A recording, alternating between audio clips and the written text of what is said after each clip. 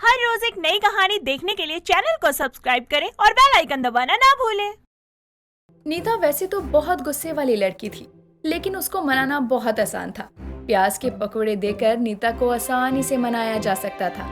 ऐसे ही एक सुबह कॉलेज की छुट्टी होने के चलते नीता अपने कमरे से नीचे आती है और अपनी माँ रीमा से कहती है, माँ, आप नाश्ते में क्या बना रही हो आज? क्या बनाना है? आलू के पराठे बना दिए हैं, वही खा ले। मुझे आज बहुत सारा काम है, कुछ खास नहीं बनाने वाली आज मैं। माँ, मैं ऐसा करती हूँ, आज मेरी छुट्टी है तो घर के सारे काम मैं कर दूंगी। आप बस मुझे प्याज के पकौड़े बना कर दे दो, तीनों टाइम प्लीज। पागल है क्या? मैं नहीं बनाने वाली तेरे प्याज के पकौड़े, और जो बना है वो चुपचाप खा ले। माँ प्लीज प्लीज बना दो ना, मैं घर का सारा काम कर दूंगी, छोटे से छोटा काम भी और बड़े से बड़ा काम भी, प्लीज। देख ले, एक काम नहीं करूंगी मैं पूरे दिन में, बस पकौड़े बनाने के अलावा। मंजूर है माँ, जाओ पकोड़े बनाओ, मैं सारा काम करती हूँ। नीता घर के सारे काम करने लगती है। झाड़ू, पोछा, बर्तन, कपड़े, जितना काम वो 10 दिन में नहीं करती थी, आज एक दिन में कर देती है, वो भी बस प्याज के पकौड़ों के लिए। और जब वो दिन का सारा काम खत्म करके रात के खाने में भी पकोड़े खाने बैठती है, तो उसकी माँ उससे कहती है, जब तुझे इतने पसंद है प्याज के पकौड़े तो खुद क्यों नहीं बनाती है? माँ देखो, प्याज को छीलने में आंसू आते हैं, ऊपर से जब मैं उसको काटती हूँ तो कभी वो मोटे तो कभी पतले कट जाते हैं, फिर पकोड़े बनाने के टाइम पर वो अलग अलग हो जाते हैं। इतना झंझट है इन सब में, इसलिए मैं खाने के लिए और कोई भी काम कर दूंगी सिवाय खुद पकोड़े बनाने के। ना जाने इस लड़की का शादी के बाद क्या होगा।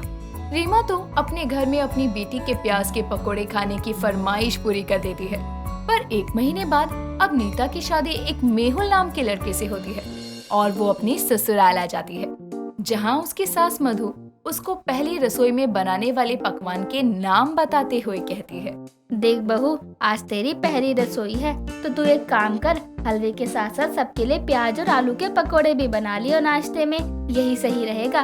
और मुझे 1-2 काम है, मैं वो निपटा लूंगी। पकोड़ों की बात सुनकर नीता अपनी सास से कहती है, माँ जी, एक काम कर सकते हैं ना, आप पकोड़े बना दो, बदले में मैं आपके सारे काम निपटा दूंगी। प्लीज ना माँ जी, मुझे पकोड़े बनाना अच्छा नहीं लगता, प्लीज माँ जी आप बना देना, मैं आपके सारे काम कर दूंगी, A to Z सारे। लेकिन बहू, मेरे काम घर के नहीं बाहर के हैं, जैसे हलवाई के यहाँ सिलेंडर पहुँचाना है, पड़ोसियों को शादी के लड्डू बांटने हैं, ये सब करना है मुझे।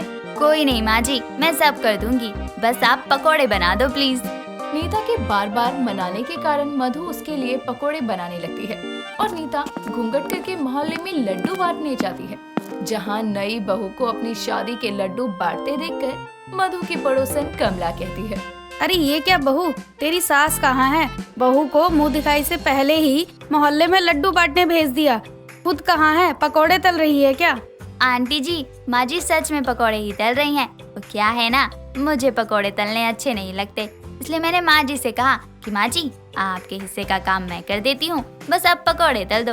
वो क्या है ना, मुझे प्याज के पकोड़े खाना बड़ा पसंद है, लेकिन तलने के लिए कोई चाहिए होता है। अच्छा, सही है बहू, कितनी बेवकूफ है ये, प्याज के पकोड़े के बदले कुछ भी कर देगी। नीता ऐसे ही घूंघट में सारे मोहल्ले में लड्डू बांटती है और हलवाई के यहाँ सिलेंडर भी भिजवा देती है और सारा काम खत्म करके सबके साथ नाश्ते की टेबल पर रखे पकोड़ों में से प्याज के पकोड़े खाना शुरू करती है। ये देखकर मेहुल कहता है, अरे अपने बनाए पकोड़े तुम्हें इतने पसंद है कि तुमने आते ही खाना शुरू कर दिया। बेटा, ये पकोड़े मैंने तले हैं, बहू को पकोड़े तलने नहीं आते, इसलिए मैंने तले। तुमने माँ से काम करवाया, बताओ कैसी बहू हो तुम? अरे बदले में मैंने माँ जी का सारा काम भी तो किया ना, सिर्फ पकोड़े तलवाने के लिए। और देखिए, मुझे प्याज के पकोड़े पसंद है, इसलिए उसके लिए मैं कोई भी काम कर दूंगी, बस मुझे कोई पकोड़े तल कर दे दे। अजीब हो, कोई तुमसे पकोड़े बनाने से कठिन काम करवाएगा, तुम कर दोगी पकोड़े के चक्कर में। हाँ। नीता की बात सुनकर मधु और मेहुल एक दूसरे की शक्ल देखने लगते हैं। उस दिन के बाद से जब भी नीता का प्याज के पकोड़े खाने का मन करता, तो वो अपनी सास को उसके सारे काम करने का ऑफर देकर पकोड़े बनवा लेती। ऐसे ही एक शाम नीता मार्केट से सब्जियां लेकर आ रही थी, तभी कमला अपनी एक पड़ोसन से बातें करते हुए कहती है, बहन, मैं तो घर में पकोड़े बनाने जा रही थी, वो भी प्याज के, लेकिन क्या करूं, घर में इतना काम पड़ा है। सोच रही हूँ पहले काम ही कर लूं। क्या करूंगी पकोड़े बनाकर। नीता के कानों में जैसे ही ये बात पड़ती है तो वो अपने घर जाने की जगह कमला के घर आकर कहती है, आंटी जी, आपके घर के काम मैं कर देती हूँ, पर क्या बदले में आप मुझे प्याज के पकौड़े देंगी खाने को? अरे बहू, तू ऐसे ही खा लियो, काम करने की क्या जरूरत है। हाँ, वो मेरा मन नहीं है इतने काम देखकर पकोड़े बनाने का। कोई नहीं, आप काम की चिंता छोड़ो, जाओ आप पकौड़े बनाओ, मैं काम कर दूंगी। मैं अभी ये सामान रख के आती हूँ। नीता अपने घर में सब्जियां रखकर बाहर जाने लगती है। तभी उसकी सास मधु उसे टूकते हुए कहती है, बहू कहाँ जा रही है इतनी जल्दबाजी में? माँ जी, वो पड़ोसन आंटी के घर में ना कुछ काम है, अभी आती हूँ। नीता इतना बोलकर कमला के घर चली जाती है और उसके घर का सारा काम करने लगती है। कुछ देर तक अपनी बहू को घर में ना आने पर मधु बाहर आती है तो उसकी नजर कमला की बालकनी पर जाती है जहाँ नीता कपड़े सुखा रही थी। मधु ये देखकर घर के अंदर आ जाती है। कुछ देर में नीता अपने हाथों में पकोड़ों की प्लेट लिए घर आती है और ये देखकर मधु कहती है, बहू तू कमला के घर काम करने गई थी क्या? नहीं माँ जी, वो तो उन्होंने बस कहा था कपड़े सुखाने के लिए। उनकी कमर में दर्द है तो मैं ही सुखाने लग गई थी। अच्छा है मैंने कपड़े सुखाते हुए देख लिया था कि माँ जी मुझे ही देख रही हैं। नीता इतना बोलकर उस दिन चुपचाप अपने कमरे में पकोड़ों की प्लेट लिए चली जाती है। लेकिन कमला नीता के प्याज के पकोड़ों का लालच वाली बात पूरे मोहल्ले में फैला देती है, जिसके कारण सभी नीता को अपने घर प्याज के पकोड़े खिलाने के लिए बुलाते और अपने घर का काम करवाते। इस बात की खबर मधु को भी लगती है, लेकिन वो कुछ नहीं बोलती। पर एक दिन नीता की ननद माया घर आकर नीता से कहती है, नीता भाभी, सर्दियाँ आ रही हैं, कुछ दिनों के लिए आप मेरे घर चलो ना। रोज प्याज के पकोड़े बनाया करेंगे और आप मेरे साथ थोड़ा काम भी करवा देना। अरे दीदी, ये भी कोई कहने की बात है? आप बताओ कब चलना है? नीता और माया की बातें चल रही थी, तभी मधु वहाँ आती है और दोनों की बात सुनकर गुस्से में कहती है, कहीं नहीं जाएगी बहू तू। और माया तुझे शर्म नहीं आती क्या अपनी ही भाभी का फायदा उठाते हुए? अरे उसे प्याज के पकोड़े खाना पसंद है लेकिन बनाना नहीं, इसलिए वो बदले में काम कर देती है। लेकिन तूने भी सबकी तरह उसे नौकरानी समझ लिया। सबकी तरह? माँ जी क्या कह रही हैं आप? किसने मुझे नौकरानी समझा हुआ है? पूरे मोहल्ले ने बहू, मैं कहती नहीं हूँ लेकिन मुझे सब पता है कि तू पूरे मोहल्ले के किसी भी घर में काम करने के लिए राजी हो जाती है, वो भी बस प्याज के पकोड़ों के लिए। और तुझे पता है पूरा मोहल्ला तुझे नौकरानी बोलकर बुलाता है। माँ, तो भाभी ने ही अपनी इमेज ऐसी बनाई है। प्याज के पकोड़े के चलते मेरी सास को भी ये बात पता है, इसलिए उन्होंने ही मुझे कहा कि अपनी भाभी को बुला ला, उसको प्याज के पकोड़े देकर घर का सारा काम करवा लेंगे। माया के मुंह से ये सब सुनकर नीता को बहुत बुरा लगता है। साथ ही उसको इस बात की शर्म भी आती है कि प्याज के पकोड़े खाने का लालच उसे लोगों के सामने नौकर बना दिया करता था। इसीलिए नीता अपनी सास से माफी मांगती है और दोबारा कभी प्याज के पकोड़ों के लालच में किसी के घर का कोई काम ना करने की कसम खाती है। झुमरी रसोई में रोटी बना रही होती है, तभी उसका देवर कुंदन हाथों में खाली टूथपेस्ट लेकर आता है और झुमरी को बोलता है, देखिए ना भाभी, टूथपेस्ट खत्म हो गया है और आप कल मार्केट से नया टूथपेस्ट लाई नहीं। अब मैं ही बचा हूँ ब्रश करने को, मैं कैसे करूँ? अरे देवर जी, बस इतनी सी बात, लाइए हमें टूथपेस्ट का खाली पाउच दीजिए, हम कोई जुगाड़ करते हैं। झुमरी के इतना कहने पर कुंदन उसे खाली टूथपेस्ट दे देता है और झुमरी उस पर बेलन चलाती है और बचा हुआ टूथपेस्ट निकालकर उसे देते हुए बोलती है, ये लीजिए देवर जी टूथपेस्ट, और जाइए इसे ब्रश पर लगाकर दांतों को घिस लीजिए।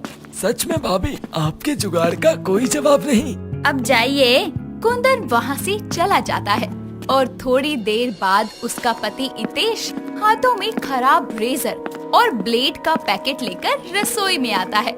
झुमरी रोटियां बनाकर हाथ धो ही रही थी कि तभी वो रेजर को दिखाते हुए झुमरी से बोलता है, अरे यार देखना, मुझसे ये रेजर नीचे गिर गया और अब ये काम नहीं कर रहा। कुछ आइडिया बताओ जल्दी से, वरना मैं बॉस की मीटिंग में देर से पहुंचूंगा। ओफो, आप भी ना इतेश जी, ठीक से कोई काम नहीं होता आपसे, लाइए दीजिए। झुमरी रेजर को लेकर उसे आगे पीछे करके देखने लगती है और बोलती है, आपका रेजर अब किसी काम का नहीं, लेकिन इस वक्त नया रेजर कहाँ से लाऊं? मुझे देर हो रही है।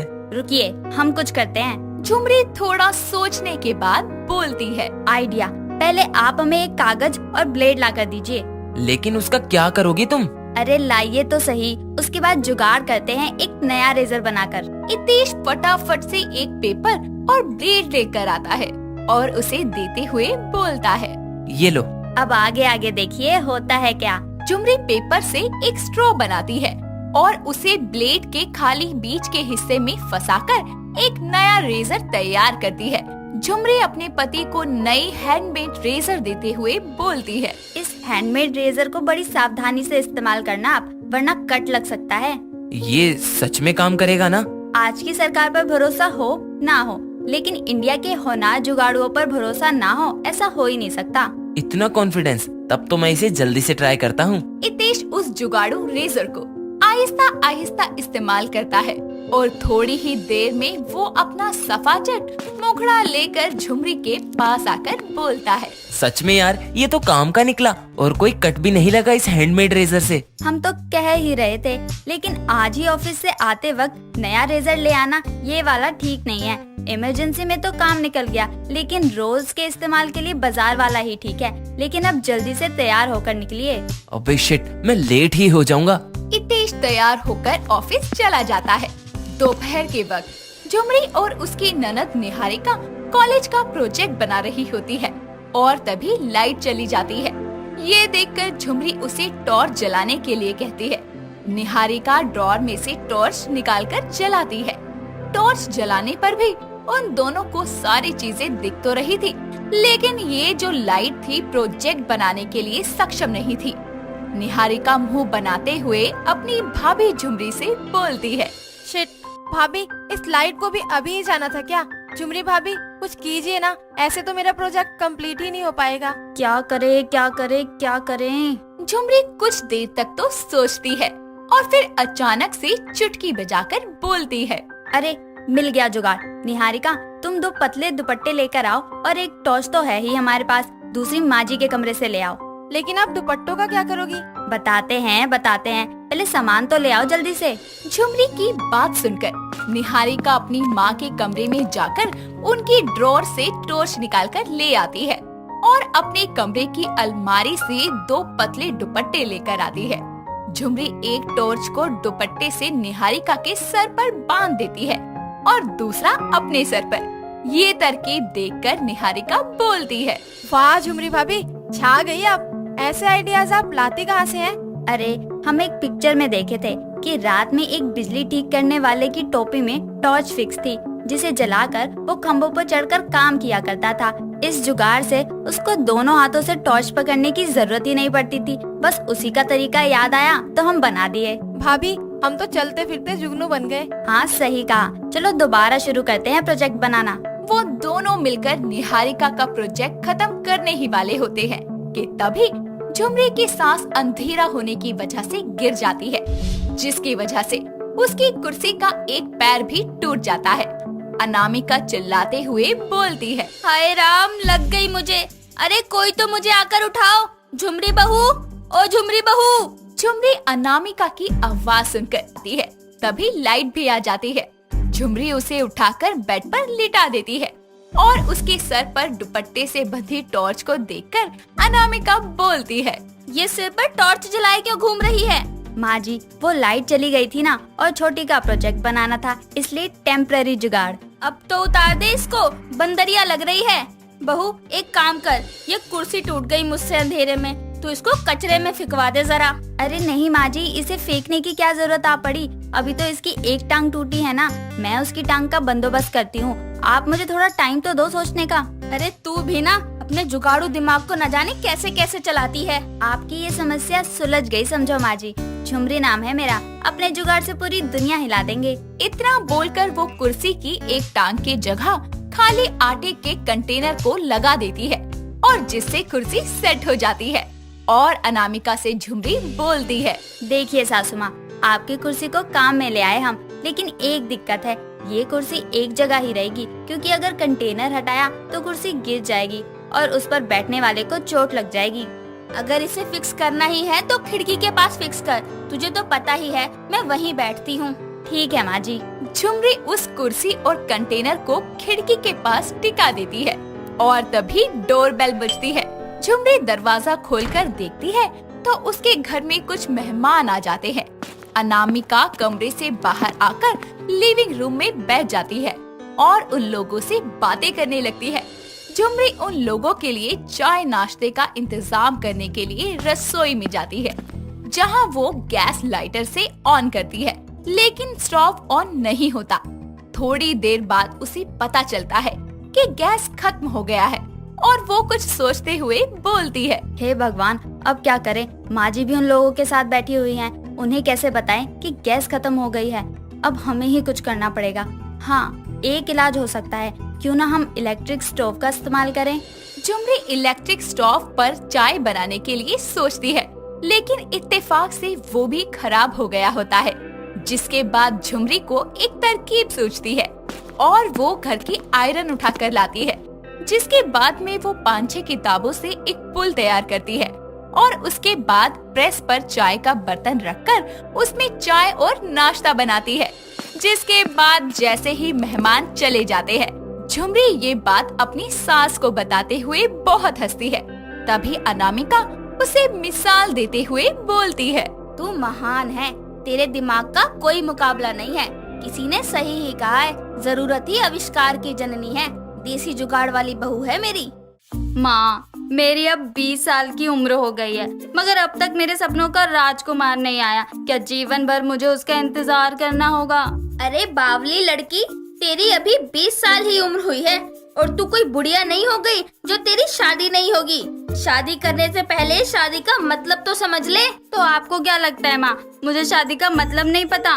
तो सुनो, शादी का मतलब है दुल्हन की तरह तैयार होना, रोज अच्छा मेकअप करना, एक नए घर में जाना, नए मम्मी पापा, नया नया सब कुछ होता है। बस इतना ही? हाँ माँ, और पति के साथ हनीमून पर जाना। हे भगवान, क्या होगा इस बावली लड़की का? रिया कुछ समय तक अपनी बातों से उसका सर खाने लगती है। ऐसे ही समय बीतता जाता है और एक दिन रिया के घर पर उसकी बुआ रिया के लिए मुकेश नाम के लड़के का रिश्ता लेकर आती है। रिया की माँ जब उस लड़के की फोटो देखती है तो उस लड़के को देखते ही पसंद कर लेती है। रिया की बुआ लड़के वालों से बातें करके 2 दिन बाद में उन्हें घर बुला लेती है। ऐसे ही 2 दिन बाद मुकेश अपनी माँ सीमा के साथ में रिया को देखने घर आता है। रिया भी शर्माते हुए सबके लिए चाय नाश्ता लेकर आती है। साथ ही मुकेश को रिया पहली नजर में ही भा जाती है। दोनों परिवार वाले अपनी आपसी रजामंदी से रिश्ते को पक्का कर देते हैं और कुछ महीने बाद दोनों की धूमधाम से शादी होती है। शादी के बाद रिया अपनी सास सीमा के पास जाती है और उसे बोलती है, माँ जी, क्या मैं आपके पैर दबा दूं? अरे दबाना है तो दबा, लेकिन ये बत्तीसी दिखाने की क्या जरूरत है? माँ जी, वो ना मेरी मम्मी कहती है कि मैं हंसते हुए बहुत अच्छी लगती हूँ। अरे हंसना अच्छी बात है, लेकिन ऐसे दांत दिखाते हुए बिल्कुल बावली लगती है। माँ जी, ये तो सब बोलते हैं और माँ जी पता है, कहते हैं जो जैसा होता है उसको सामने वाला भी वैसा ही लगता है। ज्यादा जुबान चलाने की जरूरत नहीं है, बावली औरत। और हाँ, पैर दबा मेरे। रिया अपनी सास के पैर दबाने लगती है। ऐसे ही धीरे धीरे समय बीतता है और एक शाम मुकेश ऑफिस से घर आता है, जिसके बाद वो थका हुआ अपने कमरे में जाता है और बेड पर बैठ जाता है। जिसके बाद वो अपनी टाई गले से उतारने लगता है। तभी रिया दांत दिखाते हुए हाथ में पानी का गिलास लेके आती है और बोलती है, मैं आपके जूते निकाल दूं? अरे नहीं, पाप लगाओगी क्या मुझे? अरे आप मेरे पति हैं और मैं आपके जूते निकाल दूंगी तो क्या इससे आपको पाप लग जाएगा? बात वो नहीं है, बात ये है कि तुम मेरी पत्नी हो और मैं वैसा पति नहीं हूँ जो ये सोचता हो कि पत्नी की जगह पैर में होती है। जगह और पैर में? रिया देखो, समझदार बनो, बातों को समझा करो। जब मजाक का समय हो तब मजाक, और जब सीरियस बात हो रही हो तब वैसे ही रिएक्ट करा करो। जी, आप जैसा कहेंगे मैं वैसा ही करूंगी। हाँ, ये हुई ना बात। इतना कहकर रिया वहाँ से चली जाती है। ऐसे ही समय बीतता जाता है और रिया की आदत में कोई सुधार नहीं आता। वो अभी भी चीजों को गंभीरता से नहीं लेती। ऐसे ही एक दिन मुकेश के फोन पर किसी का कॉल आता है। मुकेश कॉल उठाता है और वो कॉल उसके गांव से होता है। तो उसे पता चलता है कि उसके मामा जी का देहांत हो गया है। जैसे ही मुकेश ये बात अपनी माँ को बताता है, वो बुरी तरह रोने लगती है। तभी वहाँ रिया आती है और अपनी सास को ऐसे रोता हुआ देखकर हंसकर बोलती है, माँ जी, अब बच्चों की तरह क्यों रो रही हो? अरे दूर हो जा मेरी नजरों से, बावली औरत। इसे तो पता ही नहीं कि कब, कहाँ और कैसे क्या बात करनी है। यार तुम्हें कितनी बार समझाया है कि दिमाग से काम लिया करो। जब तक खुद को समझदार नहीं बनाओगी तब तक ऐसी ही रहोगी। सुनाई नहीं दिया क्या तुझे? जा यहाँ से। लेकिन माँ जी, हुआ क्या है? तुम्हें सुनाई नहीं दिया क्या? जाओ यहाँ से। अगर इतनी ही चिंता होती ना तो सीरियस होकर माँ से पूछती कि आखिर बात क्या है। मैंने ऐसा क्या गलत बोल दिया जो माँ जी और मुकेश जी मुझसे नाराज हो गए? शायद मैं हूँ ही बुरी। आज मैंने माँ जी का दिल दुखाया है, मुझे उनसे माफी मांगनी होगी। तभी वहाँ मुकेश आता है और रिया को समझाते हुए बोलता है, यार मुझे माफ करना, मुझे तुमसे ऐसे बात नहीं करनी चाहिए थी। वो बात ये है कि मामा जी का देहांत हो गया था, जिस कारण थोड़ा सा माहौल वैसा हो गया। नहीं, गलती तो मेरी है। मुझे आपने समझाया था, मगर फिर भी मेरी आदत में कोई सुधार नहीं आया। माँ जी की ऐसी हालत थी और मैं हंसते हुए उनसे बात करने लगी थी। कोई नहीं, अगर तुम्हें अपनी गलती का एहसास हो गया है तो मेरे लिए यही बड़ी बात है। तुम्हें माफी मांगने की कोई जरूरत नहीं है। थोड़ी देर बाद में वहाँ रिया की सास आती है और अपने बेटे से बोलती है, बेटा मुकेश, मैं अपने मायके जा रही हूँ। वहाँ पर सबको मेरी जरूरत होगी। और हाँ, अपनी इस बावली औरत को समझा कर रखियो। इतना बोलकर सीमा वहाँ से चली जाती है। रिया को अभी भी अंदर अंदर बहुत बुरा लगता है। ऐसे ही समय बीतता जाता है। अब वो पहले से काफी ज्यादा समझदार हो जाती है और रिया अब एक बहू होने के नाते ससुराल की सारी जिम्मेदारियों को संभाल लेती है। ऐसे ही एक दिन सीमा अपने मायके से वापस आ जाती है और सीमा के साथ उसकी छोटी बहन हेमलता भी होती है। दोनों बहनें सोफे पर जाकर बैठती है। रिया उनके लिए नाश्ते का इंतजाम करती है। थोड़ी देर में चाय नाश्ता लेकर रिया वहाँ आती है।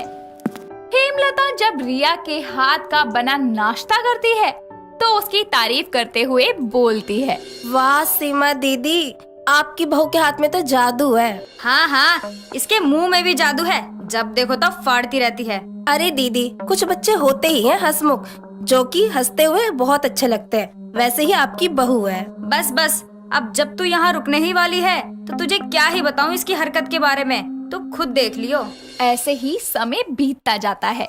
रिया अपनी सास और मौसी सास की बहुत सेवा करती है और अपनी सारी जिम्मेदारियों को अच्छे से संभालती है। ये सब देखकर सीमा को अपनी बहू की गुणवत्ता का एहसास होता है। ऐसे ही एक शाम सीमा अपनी बहू को बुलाती है और बोलती है, अरे बहू, एक बात बता, तूने ये सब कहाँ सीख लिया? ये घर संभालना, जिम्मेदारियाँ निभाना, ये सब कब सीख लिया तूने? बस माँ जी, जब से मुझे समझ आया है कि मुझे इस घर को जोड़ कर रखना है और मेरे क्या कर्तव्य है, तब से मैंने ये सब किया। असल में तो माँ जी, मैं आपसे माफी मांगना चाहती थी। उस दिन मुझे मामा जी के बारे में पता नहीं था और मैंने जाने अनजाने आपको उस दिन काफी हर्ट किया। अरे कोई बात नहीं, मुझे तो बहुत खुशी है कि कम से कम तू समझ तो गई। तभी वहाँ हेमलता आती है और बोलती है, अरे क्या बात चल रही है सास बहू के बीच में, जरा हमें भी बता दो। अरे कुछ नहीं छोटी, बस यूं ही सास बहू का प्यार है ये तो। चलिए माँ जी, मासी जी, मैं आपके लिए बढ़िया सी चाय और पकोड़े बनाती हूँ। कुछ देर बाद में रिया सबके लिए चाय पकोड़े बनाकर आती है और गरम गरम सर्व करती है। कुछ दिन बाद में हेमलता वापस गांव चली जाती है और रिया भी मन लगाकर अपने घर को संभालती है। सुशांत और उसकी पत्नी मानवी कुछ दिन पहले ही अपने नए फ्लैट में शिफ्ट हुए थे, जिस कारण उनके घर का सामान यूं ही बिखरा पड़ा था। तभी सुबह सुबह उठकर सुशांत सीधा हॉल में टीवी ऑन करके सोफे पर बैठता है। तभी एक चर की आवाज के साथ सोफा टूट जाता है। तभी वहाँ मानवी आती है और बोलती है, हाय राम, क्या करूं मैं इस आदमी का। कहा था कि सोफा शिफ्टिंग के समय क्रैक हो गया है, बैठते समय ध्यान देना, पर नहीं, अब धंस गए ना सोफे में। हाँ तो प्रवचन क्या सुना रही हो, मुझे उठाने में मदद करो ना। अरे पहले हाथ तो आगे करो। जिसके बाद मानवी सुशांत को टूटे हुए सोफे से उठने में हेल्प करती है। तभी अपनी कमर को पकड़ते हुए सुशांत बोलता है, अरे सुबह सुबह मेरी कमर की बैंड बजा दी। अरे तुम्हें अपनी कमर की पड़ी है, यहाँ मेरा मायके से आए सोफे की जान निकाल दी तुमने, वो नहीं दिखाई दे रहा। शिफ्टिंग में तो ये बस क्रैक हुआ था, पर तुमने इस पर बैठकर तो इसे किसी लायक ही नहीं छोड़ा। अरे लकड़ी का तो सोफा है, कारपेंटर बुला के मरम्मत करवा लेते हैं ना। तुम्हारा दिमाग है या खाली खोपड़ी? तुम क्या चाहते हो, इसे जैसे तैसे जुगाड़ से ठीक कर ले, ताकि तुम्हारी तरह बाकी लोगों की कमर भी इस पर बैठते हुए टूट जाए। हाँ बिल्कुल नहीं, अब घर पे नया सोफा आएगा। इस देवी से सुबह सुबह बहस करने का कोई फायदा नहीं है। ठीक है, शाम को चलते हैं नया सोफा लेने, पहले कमरे में आओ और मेरी कमर पर मूव लगा दो। इतना कहकर वो कमर पकड़े कमरे की तरफ चला जाता है और उसके एक बार में ही सोफे लेने को लेकर हाँ कहने से हैरान होकर मानवी खुद से बोलती है, वाह क्या बात है, ये तो एक बार में ही मान गए। मुझे तो लगा हर बार की तरह इस बार भी मुझे कोई नौटंकी करनी होगी, पर इसकी तो नौबत ही नहीं है। चलो अच्छा है, मेरी बात सुनने लगे हैं, अब नया सोफा आएगा। हाय। इतना कहकर वो हंसते हुए वहाँ से चली जाती है। शाम को दोनों नया सोफा लेने के लिए एक बड़ी सी फर्नीचर की शॉप में जाते हैं, जहाँ अलग अलग डिजाइन और साइज के सोफे होते हैं। तभी वहाँ शॉप में काम करने वाला एक हेल्पर उनके पास आता है तो मानवी बोलती है, आप हमें 5 सीटर सोफे का कोई अच्छा सा डिजाइन दिखाइए। जी मैडम, 5 सीटर सोफे में हमारे पास काफी वैरायटी है, देख सकती हैं आप। वो बोल ही रहा होता है कि तभी मानवी का फोन बजता है और वो फोन रिसीव करने के लिए बाहर चली जाती है और सुशांत अकेले ही सोफा सिलेक्ट करने लगता है और कुछ ही देर में दुकान से बाहर आता है और उसे बाहर आता देखकर मानवी बोलती है, क्या हुआ, बाहर क्यों आ गए? बिना सोफा लिए जाने का इरादा है क्या? मैंने सोफा पसंद भी कर लिया है और एडवांस पेमेंट भी कर दी है, कल शाम तक डिलीवरी करवा देंगे घर पर। चलो अब। बड़ी जल्दी पसंद कर लिया, कहीं जल्दी जल्दी में कुछ भी तो पसंद नहीं कराए ना? जल्दी? पूरे आधे घंटे से अंदर था मैं, और तुम्हें पता नहीं क्या अर्जेंट कॉल आते रहते हैं। हाँ ठीक है ना, गुस्सा क्यों कर रहे हो? चलो तुम्हें ठंडी ठंडी लस्सी पिलाती हूँ। जिसके बाद दोनों घर के लिए निकल जाते हैं। अगले दिन जब शाम को सुशांत ऑफिस से घर लौटता है तो देखता है कि हॉल में नया सोफा आ गया है। सोफे को देखते ही सुशांत अपना बैग साइड में रखकर सोफे पर पसर जाता है। तभी हाथ में पानी लिए मानवी वहाँ आती है और उसको सोफे पर पसरा हुआ देखकर बोलती है, अरे अरे, नया सोफा आया नहीं कि आते ही उस पर पसर गए। अरे बाहर से आए हो, हाथ मुंह तो धो लो, फिर आराम से पसर जाना।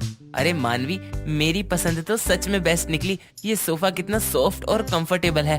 आहा, क्या आराम मिल रहा है। वो तो है, मेरी हेल्प के बिना भी आपने काफी अच्छा सोफा पसंद किया है। पहली बार मुझे आपकी पसंद की हुई कोई चीज पसंद आई है। अरे तो वहाँ क्या खड़ी हो, यहाँ आओ ना। इतना बोलकर सुशांत मानवी का हाथ पकड़कर उसे भी अपने साथ सोफे पर खींच लेता है। दोनों एक दूसरे में खो जाते हैं। अगली सुबह मानवी फ्रेश होकर पूजा करके नाश्ता भी बना लेती है, लेकिन अभी तक सुशांत सोफे पर ही पड़ा खर्राटे ले रहा होता है। तभी मानवी वहाँ आती है और उसे जगाते हुए बोलती है, ओ पति देव, उठ भी जाओ, कब तक सोफे पर पड़े रहोगे? ओ मेरे साजन, उठने का कष्ट भी कर लो। अरे क्यों सोते हुए आदमी के कान में मच्छर की तरह भिनभिना रही हो? सुकून से सोने भी नहीं देती। कल से सोफे पर ऐसे चिपके हो जैसे गुड़ में मक्खी। अरे उठो, ऑफिस जाओ कि यहीं पड़े पड़े काम चल जाएगा। हाँ आहा, क्या नींद आई सोफे पर। ऐसा लग रहा था बरसों बाद सुकून से सोया हूँ। अब से तो मैं बेड की जगह सोफे पर ही सोया करूँगा। साइड हटो, वॉशरूम जाना है। जिसके बाद वो मानवी को साइड करते हुए वहाँ से चला जाता है और मानवी उसे घूर ही रही होती है। ऐसे ही समय बीतता है और सोफा आने के बाद सुशांत को सोफे से ऐसा लगाव हो जाता है कि उसकी दिन रात सोफे पर ही गुजरने लगती है। एक दिन उसकी कुछ पड़ोसनी घर आती है। तब सुशांत सोफे पर पसरे हुए लैपटॉप चला रहा होता है। तभी मानवी पड़ोसनों को देखकर बोलती है, अरे तुम दोनों, अरे वहाँ क्यों खड़ी हो, अंदर आओ ना, और बताओ कैसी हो। अरे मानवी खड़े खड़े ही बात करेगी या बैठने को भी कहेगी? ओहो, तुम्हें भी क्या अब बैठने के लिए कहना पड़ेगा? बैठो ना, अपना ही तो घर है। कहाँ बैठे? भाई साहब के ऊपर? पूरे सोफे पर तो वही फैल कर बैठे हुए हैं। अरे ये भी ना, काम में इतना खो जाते हैं कि कहाँ बैठे हैं, क्या चल रहा है, कुछ होश नहीं रहता है इनको। सुशांत, बेडरूम में जाकर काम कर लो। हाँ, मैं कहीं नहीं जा रहा सोफा छोड़कर। तुम जाओ बेडरूम में आराम से गप्पे लड़ाओ, और क्या, मुझे डिस्टर्ब मत करो। ये आदमी बोरा गया है सोफे के पीछे। अब क्या मैं इन पड़ोसनों को लेकर बेडरूम में जाऊं? अरे याद आया, मुझे तो मार्केट जाना था। मानवी, किसी और दिन आराम से बैठकर बातें करेंगे। हाँ, मुझे भी बंटू को ट्यूशन से लाना था। चल मैं भी चलती हूँ। इतना कहकर दोनों पड़ोसने वहाँ से उल्टे पांव निकल जाती है और मानवी सुशांत को घूरते हुए बोलती है, क्या क्या मजा आता है तुम्हें इस सोफे से चिपके रहने में? ऐसा भी क्या लगाव कि 2 मिनट के लिए सोफे को खाली नहीं छोड़ते? हाँ, अरे सोफा हमने अपने लिए लिया है या पड़ोसियों के लिए?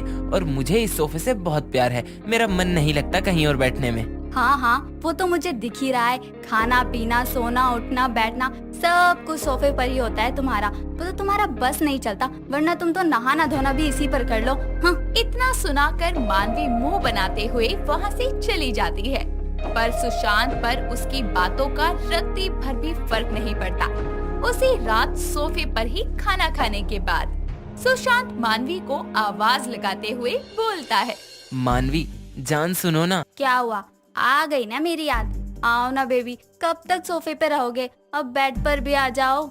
वो सब छोड़ो, बड़ी प्यास लगी है, जरा पानी लाकर देना। अरे पानी पियो मत, चुल्लू भर पानी में जाकर डूब मरो।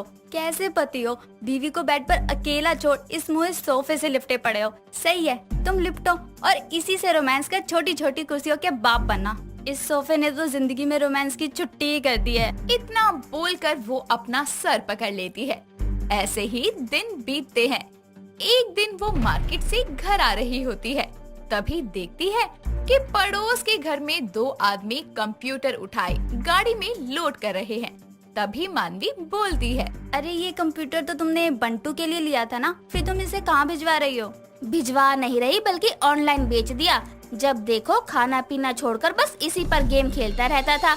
मैंने सोचा जब तक ये घर से नहीं जाएगा इसकी आदत नहीं सुधरेगी, इसलिए बेच दिया। ये तो सही है, मैं भी सोफे से तंग आ गई हूँ। अब यही सही है, जब सोफा नहीं रहेगा तो कहाँ पसरेंगे। जिसके बाद वो घर चली जाती है और सोफे की पिक खींचकर उसे ऑनलाइन सेल के लिए डाल देती है। अगले दिन जब थका हारा सुशांत घर आकर हॉल में आता है तो सोफे को वहाँ ना देखकर हैरान हो जाता है और बोलता है, अरे मानवी, सोफा कहाँ है? बेडरूम में शिफ्ट करवा लिया क्या? सोफा है नहीं, सोफा था साजन जी, मैंने बेच डाला और अब इस घर में कोई भी फर्नीचर आएगा लेकिन सोफा कभी नहीं आएगा। अरे तो हम बैठेंगे कहाँ? अरे इतना बड़ा घर है, उससे भी बड़ा फर्श है, कहीं भी पसरो। पर साजन जी, आपका सोफा तो घर आने से रहा। ये सुनकर सुशांत बेचारा जमीन पर बैठकर अपना सर पकड़ लेता है और इस तरह मानवी अपने साजन के सोफे को ठिकाने लगा देती है। तान्या और मान्या 2 बहनें थी। सुबह होती है और मान्या अपनी बड़ी बहन तान्या का टूथपेस्ट लेकर उसमें लिक्विड रेड कलर डाल देती है, जिसके बाद तान्या नींद से उठकर ब्रश करने बाथरूम में जाती है, जिसके बाद उसके दांत लाल हो जाते हैं। वो शीशे में खुद को देखकर जोर से चिल्लाती हुई बोलती है, मम्मा मम्मा जल्दी आओ, देखो ना क्या हो गया, मेरे मुंह से ब्लड निकल रहा है। क्या हुआ?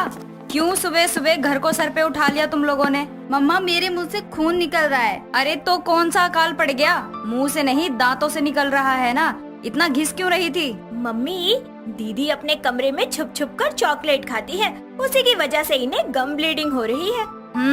और खा ले चॉकलेट। अगर आधी रात को दांतों में दर्द हुआ ना तो याद रखियो, तुझे तो मैं छोड़ूंगी नहीं, देख लूंगी मान्या की बच्ची। अरे पहले खुद को तो देख लो, वैम्पायर लग रही हो एकदम। ऐसे ही अगले दिन शाम को प्रेमलता मार्केट से वापस आती है और बोलती है, तान्या ये देख मैं तेरे लिए क्या लेकर आई हूँ। वाह मम्मी, आप मेरे लिए आईफोन लेकर आई हो। वाह mummy, thank you so much. और मम्मी मेरे लिए क्या लाई आप? ले मैं तेरे लिए चॉकलेट और गुड़िया के बाल लेकर आई हूँ। Mummy it's not fair. दीदी के लिए आईफोन और मेरे लिए चॉकलेट और कैंडी फ्लॉस। मुझे भी आईफोन चाहिए। अच्छा, पहले अपनी बहन की तरह बड़ी हो जा। कुछ दिन बाद में प्रेमलता फिर से शॉपिंग करके आती है और फिर से वो तान्या के लिए नई ड्रेस लेकर आती है। ये देखकर तान्या बहुत खुश होती है और बोलती है, थैंक यू मम्मी। और मम्मी मेरे लिए क्या लाई आप? अरे तू इसकी ड्रेस ले लेना, ये काफी छोटी हो चुकी है तो अब तू पहन ले। और तान्या, तू अपनी छोटी बहन को ये वाली फ्रॉक दे दे। Okay mummy. मम्मी ये बहुत गलत बात है। दीदी के लिए सारे नए कपड़े और मुझे उसके पुराने कपड़े, ऐसे थोड़ी होता है। ऐसा ही होता है। अरे इसके कपड़े जितने भी छोटे हो जाएंगे वो मैं पहनूंगी क्या, तू ही पहनेगी ना। अपनी माँ की बात सुनकर मान्या मुंह बनाती है और चुप हो जाती है। अगली शाम को दोनों कमरे में बैठकर फोन चला रही होती है। तभी प्रेमलता आकर बोलती है, अरे तान्या, तेरी दूर की चाची जी आई हैं, उनके लिए चाय बना कर ले आ। मम्मी मैं क्यों जाऊँ, ये भी तो खाली बैठी है, इसे ही बोल दो आप चाय बना देगी। मम्मी देखो ना, मैं तो छोटी हूँ, मैं कैसे चाय बना सकती हूँ? बड़ी होती तो सबको बनाकर पिलाती। ठीक है मम्मी, मैं चाय बना दूंगी, पर मम्मी सोच कर देखो, चाची के सामने आप सूखी सूखी चाय रखोगी, कुछ साथ में नमकीन बिस्किट भी तो रखने चाहिए ना। हाँ बेटी, तू बिल्कुल सही बोली। मान्या, जा जाकर जल्दी से दुकान से सामान ले आ। मम्मी कल मैंने नाश्ते में नहीं खाए थे, आप कहो तो वही लाकर दे दूं? मैंने खा लिए, रात को भूख लग रही थी। मम्मी देखो ना, अगर मैं छोटी होती तो फट से दुकान पर जाती और सामान ले आती, पर इसको देखो, ढीठ सी यही है अभी तक। अपनी बहन के ताने सुनकर वो सामान लेने चली जाती है। दोनों बहनें उनके सामने चाय सर्व करती है। कुछ देर बाद में तान्या अपने कमरे में फोन पर बात कर रही होती है। हाँ पागल, तू चिंता मत कर, मैं टाइम पर आ जाऊंगी। और सुन, थीम क्या रखी थी? अच्छा, वाइट ड्रेस है। ओके ओके, तूने मेरा न्यू वाइट क्रॉप टॉप देखा है, वही पहन कर आती हूँ अभी। ओह, तो मैडम पार्टी में जा रही है, अभी मजा चखाती हूँ। बड़ा प्यार बटोरती है ना मम्मी का। मान्या तान्या की बातें सुन लेती है और तान्या जैसे ही नहाने जाती है, उससे पहले ही वो वाइट ड्रेस निकाल कर रख देती है। जिसकी कुछ देर बाद में मान्या वहाँ आती है और आकर वो ड्रेस पहनती है। जिसके बाद में वो मेकअप किट निकाल कर मेकअप तक यूज करती है कि तभी तान्या नहाकर बाहर निकलती है और उसकी नजर सीधा अपनी ड्रेस पर पड़ती है। जिसके बाद वो चिल्ला के बोलती है, ओए, तेरी हिम्मत कैसे हुई मुझसे बिना पूछे मेरी ड्रेस पहनने की? चल जल्दी जा और उतार इसे अभी के अभी। मैं नहीं निकालूंगी, मेरा मन किया तो मैंने पहन लिया। और मेरा मेकअप क्यों यूज किया? छोटी है ना, छोटी बनकर है, ज्यादा मेकअप पोतने की जरूरत नहीं है। कभी कभी लगाने से क्या हो जाएगा? खत्म हो जाएगा। अच्छा जी, आप रोज रोज लगाती हो तब तो खत्म नहीं होता। मैंने एक बार लगा लिया तो इसका मतलब खत्म हो जाएगा? कोई नहीं, मेकअप लगा लिया ना, बहुत है। अब चुपचाप बिना चूचे किए ये ड्रेस उतार, मुझे लेट हो रहा है, तैयार होने में भी टाइम लगेगा। जल्दी दे मेरा टॉप। आपके पास तो इतनी सारी ड्रेस है, कोई भी पहन लो ना। मैंने आज ये पहन ली तो क्या आफत आ गई? लगता है तू ऐसे नहीं मानेगी, अभी बताती हूँ तुझे। मेरी भी तो आप कितनी सारी चीजें चुरा लेती हैं। परसों आपने मेरे बैग से क्लिप चुराई थी और मुझे बताया भी नहीं, बाथरूम में पड़ी मिली मुझे। अच्छा, तो तू अब मुझसे हिसाब भी लेगी? और जो तू मेरे हेयर बैंड्स यूज करती है उसका क्या? अच्छा, और आप जो संडे को मेरी जीन्स और सैंडल जबरदस्ती पहन के चली गई थी उसका क्या? अच्छा, ये देख, सब लिख रखा है मैंने। 7 सितंबर को शाम 6:09 पर तूने मुझसे पर्स मांगा। उसके बाद 9 सितंबर को तूने मेरी क्रॉप टॉप लिया और बिना धोए बेड पर यूज करके फेंक दिया। मैंने कुछ बोला तुझसे?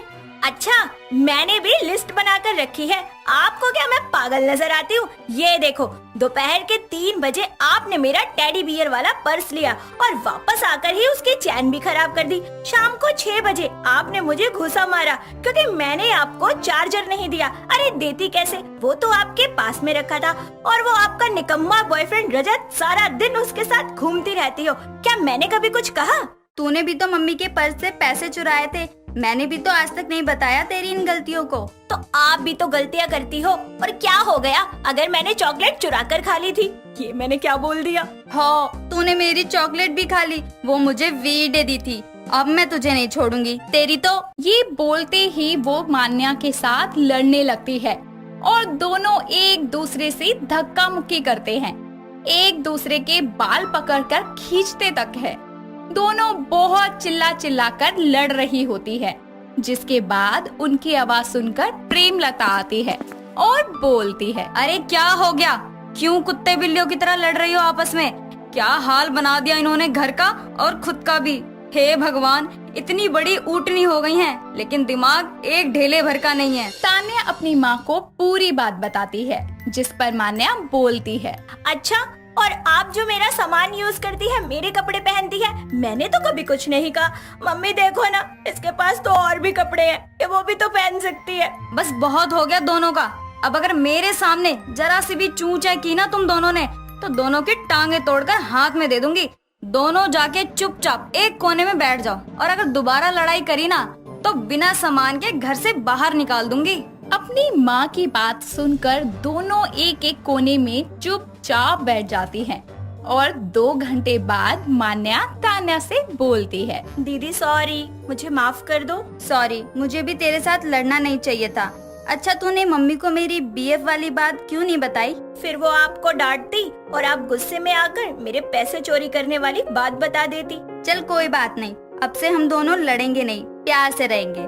हाँ दीदी। चल ठीक है, मैं चॉकलेट लाती हूँ जो छुपा कर रखी थी। तान्या उस चॉकलेट को अपने बैग में ढूंढती है, लेकिन वहाँ कोई चॉकलेट नहीं होती, जिसके बाद मान्या को देखकर वो समझ जाती है कि ये चॉकलेट भी उसी ने खाई है, जिसके बाद वो मान्या को पिलो से मारकर बोलती है, तुझे तो मैं छोड़ूंगी नहीं मान्या की बच्ची। मम्मी बचाओ, दीदी मार रही है। और इसी तरह इन दोनों बहनों की प्यार भरी तकरार हमेशा चलती रहती है। दोस्तों, अगर आपको ये कहानी पसंद आई तो इसे लाइक करें, शेयर करें और कमेंट करके बताएं कि कहानी में आपको सबसे अच्छा क्या लगा।